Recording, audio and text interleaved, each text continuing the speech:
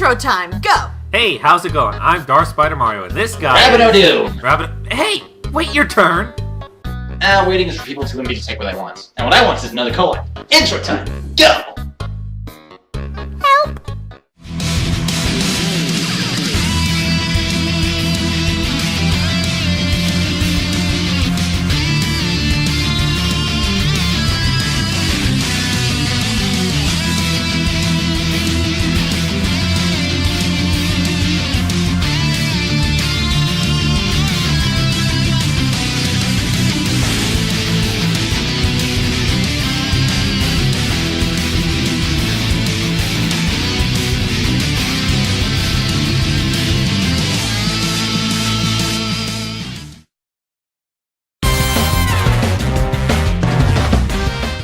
So, last time we talked about underrated games, the games that deserve more love than the easily swayed masses have given to them, Plug, and this time we nothing! You've barely let us speak!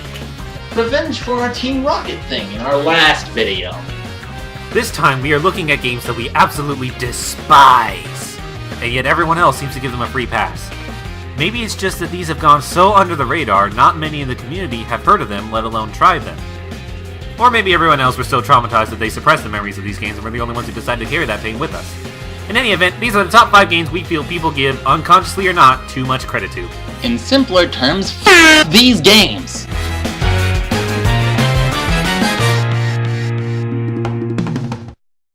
While I'm sure they exist, probably in Narnia somewhere, I don't personally know any super fit gamers. The kind that go to the gym every day or participate in any sporting events.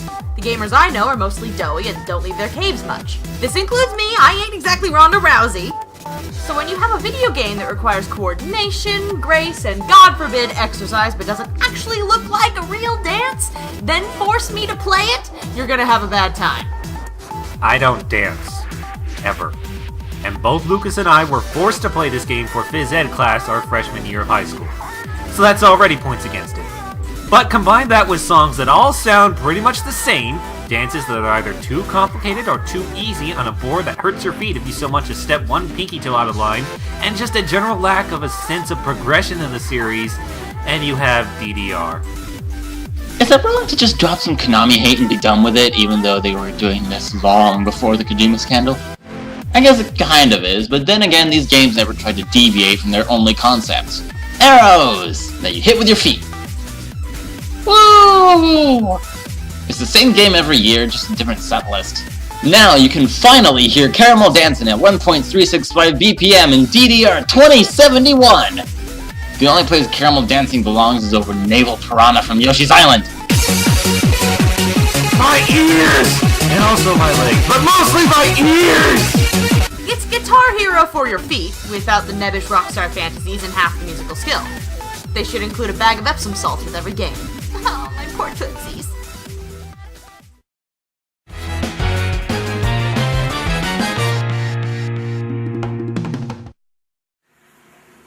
Exercise is obviously something we are allergic to. Hey! Can we take a break and play something fun? Fine.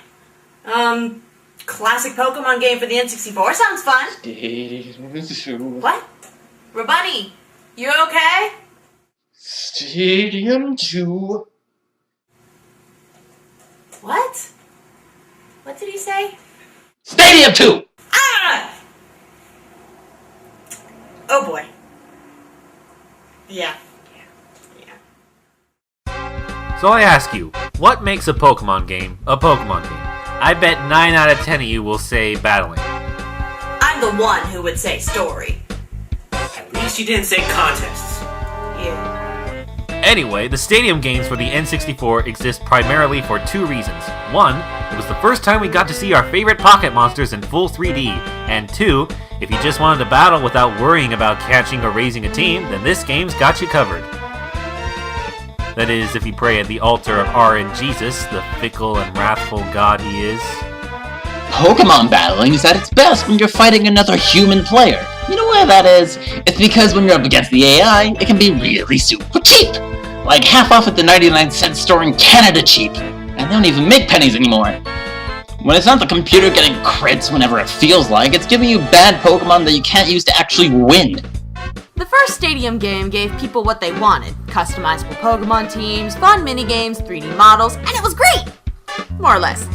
It was actually the first console game I ever played. But Stadium 2 takes everything fun, and basically, to use our metaphor from DDR, takes it to PE class. You liked battles? No! Bad! Take 2 laps and die in fires that you can't dodge but your opponents can dance around. You like 3D models? Do 90 pull-ups and be happy with your uglier versions. Love your ugly Crobat as it loves you! You liked minigames? 150 crunches are the most ball-splittingly frustrating Pokemon game I've ever encountered. All of these games are stacked against you because if you're playing single player, the computer will kick your butt. And if you're playing with a friend, the computer will still your eyeballs because it still has 2 players in there. Because who plays Stadium with 3 other people? Or who has 3 friends? I know we don't. Hey! Shut up, he's right. Bottom line, not saying the Stadium games are broken, but they are a little broken. Especially in single player. Forever alone.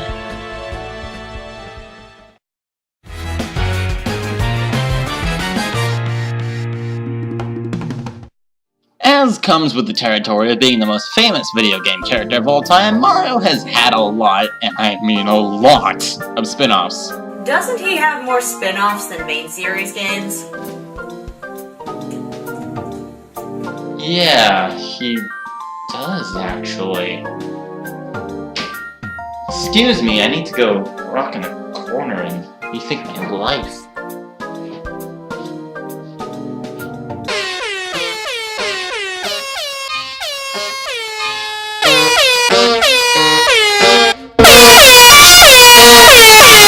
Whenever Nintendo has an idea they want to use but are not confident it would sell as a standalone thing, they slap Mario's or Kirby's name on it and call it a day.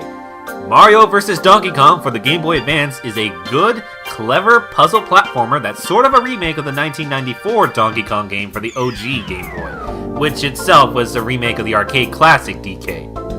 So what do we do for a sequel, guys? Completely change up the formula? No, but they did that anyway. And for the life of me, I don't understand why. Mario vs. Donkey Kong 2 March of the Minis is like a cash grab, pay-to-play multiplayer phone game for the Nintendo DS in 2006. Instead of directly playing as Mario, you control these mini Mario toys in a blatant ripoff of Lemmings as you tap your way to the exit. Yep, touchscreen controls.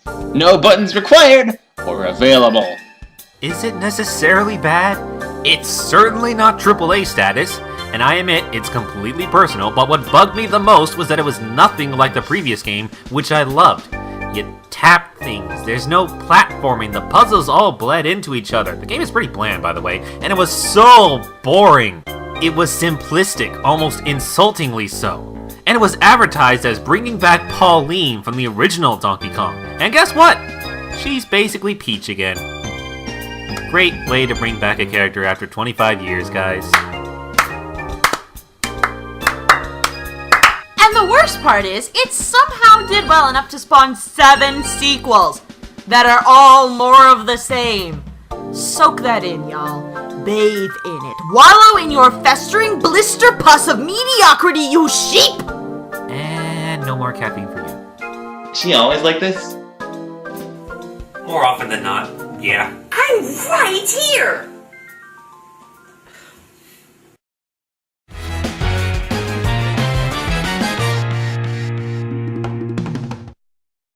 Because Darth had a hand in making this list, we're putting a semi-tie for number 2. Oi!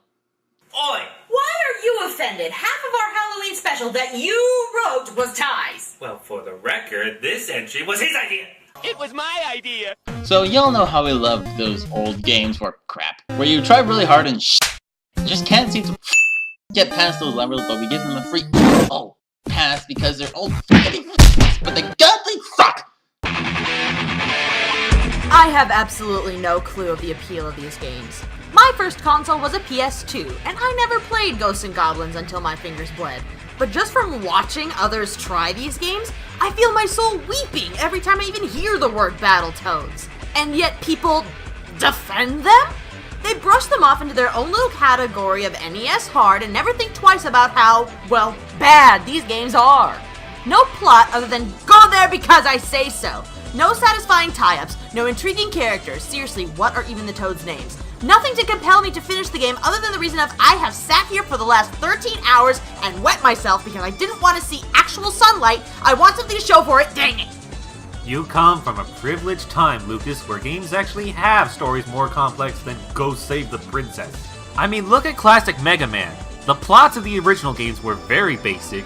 Mad scientist wants to take over the world with evil robots, beat his face in, and yet they're considered to be some of the greatest of all time. Yeah, what about the Mario games? He's sort of the reason we have modern gaming, but his plot was save the one with a vagina. But were those games so hard that you wanted to destroy your consoles? Well, there was the lost levels. Thank you, Miyamoto-san, for taking mercy on us poor American idiots. We'd have never survived.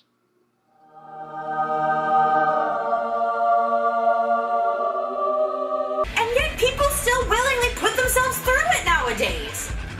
These games take hours to beat, and they cheat you out of a reward. You finish Ghosts and Goblins and what? You get told, sorry, Sir Arthur, but your princess is another difficulty. Well, screw you too, game!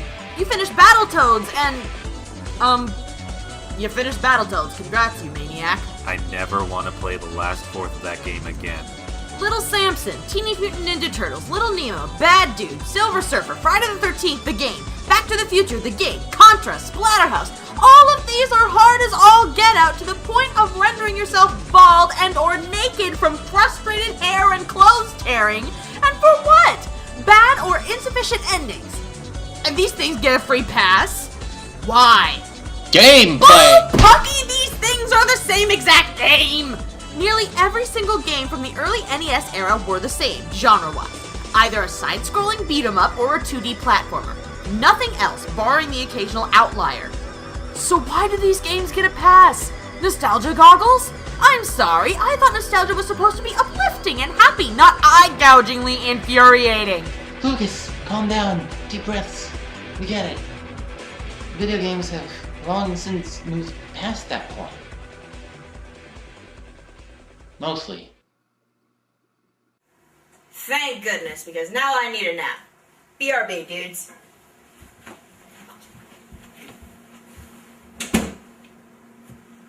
Does she do that a lot too? Kind of. She's walked out of her own Let's Play before. What? Why? We do not mention the friend zone here.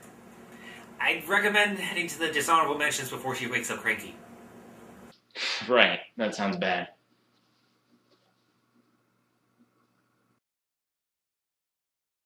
Wait, most of these are hers. Lucas! 5 more minutes, Mommy.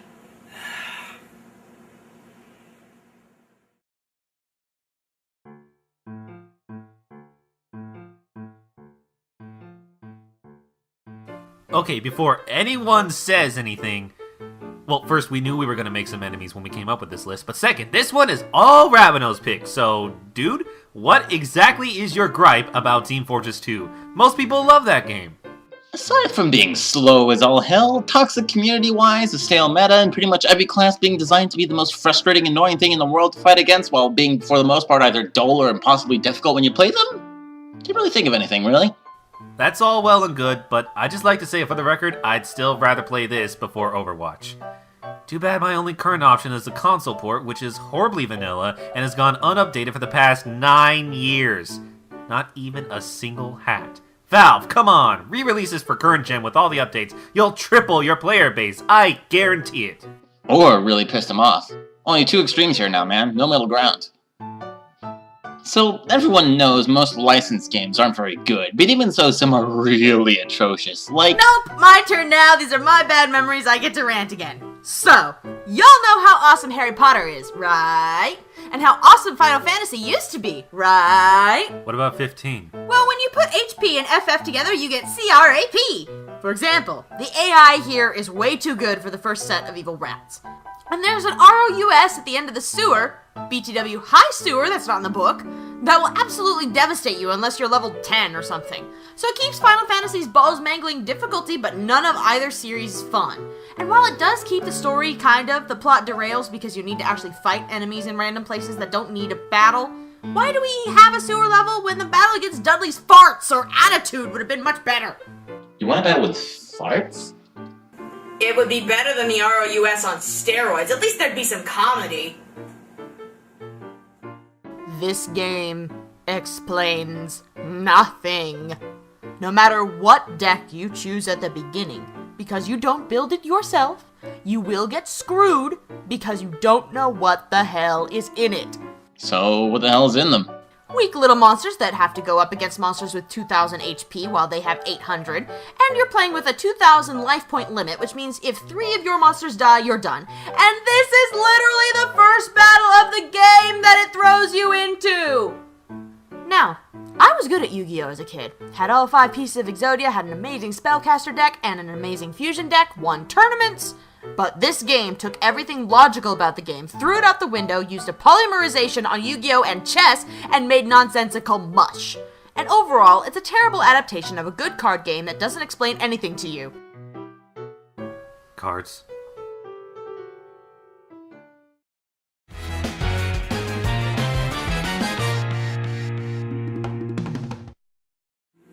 Alright. Both of you have had your rants. Now it's my turn. So! What? It is best not to ask. It is best to put on your SWAT vest and back slowly into the foxhole. One of my favorite game franchises is Kingdom Hearts. 2 is one of my all-time favorites, period, and the series as a whole is very close to my heart. Of course, the series is not without its weak points, as many fans in the community are aware. Most of the dislike seems to go to either 358 Days or 2 or a little of Dream Drop Distance. However, I don't have much issue with either of those, least not nearly as much as the one game that gave me one of the worst experiences in my life. The one game that turned me off to an entire gameplay mechanic in any and every title it appears in. The one game that I was willing to defend as saying, it's not that bad, until I gave it another chance. All together now, Kingdom Hearts Chain of Memories. I cannot adequately express how much I hate this game in one single entry, but let me try and give you the abridged version. Lucas, tell me, are card games like Yu-Gi-Oh! Known for being very action-y? And I don't mean the anime. Unless Gambit is playing, no. Exactly. So, why in all his infinite wisdom did Tetsuya Nomura decide the best direction to take his action RPG hack-and-slash PS2 game for the follow-up was to make a poorly executed, horribly balanced, pseudo-tactical action RPG with a convoluted and nonsensical collectible card element on the Game Boy Advance? It was the second game of the series. Maybe he just wanted to make a spin-off for fun. Then why, pray tell, does KH2, the official numbered sequel, presume I played this game and already am familiar with the organization, Diz, and Nominate? In my book, it is not a spin-off if it is a continuation of the plot and is required to understand the series going forward. As he has told me plenty of times, because there's no way I'm ever experiencing this for myself, the cards take the fun and energetic combat from the first game and complicates it to be boring, bland, sluggish, restrictive, and overall terrible in comparison to the original, hardware restrictions aside. And it seems like it was changed to this just because Nomura-sensei felt like it, without really considering how to make it really work. It's absolutely impossible to think of a reason for why this game is what it is other than just 'cause. Not to mention the fact that it rehashes the plot from the first game's sequel 9 left foot, and strips away anything even remotely cool about Marluxia by making him unbelievably asinine to try and go up against. And the party members you actually like playing with? They get a cute little card. You have to stack multiples of that partner in order to do anything damage-worthy, even Donald and Goofy. And those cards cannot be bought or stored, they just randomly show up. So, the whole reason non-Final Fantasy fans got into the series is now a random chance? Yep, your ever-present comrades in the first game become basically shiny Pokemon. Gotta catch 'em all. So, how about that worst experience of your life? Riku Replica 4 made me rethink my whole life.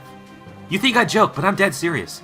I came to some dark realizations about myself after rage quitting that fight. Call me a whiner, a baby, a wimp, you know what? You do that. I don't care.